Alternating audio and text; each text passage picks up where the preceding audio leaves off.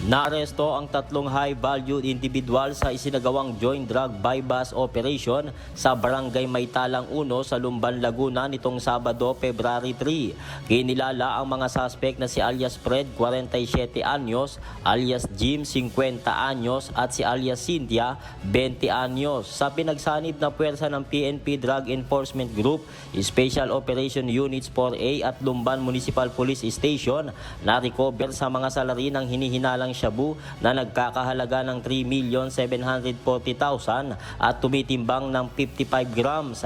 Ayon sa mga otoridad, makabuluhan nila ang isinagawang buy-bust operation sa nasabing barangay dahil marami umano mapipirwisyong mga kabataan sa bayan kung nakalusot ang mga suspect.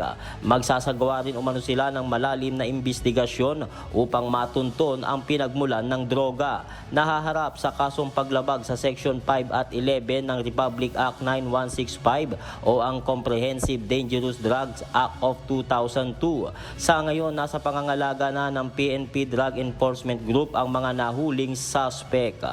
Marcus Doria, humahataw sa balita ngayon.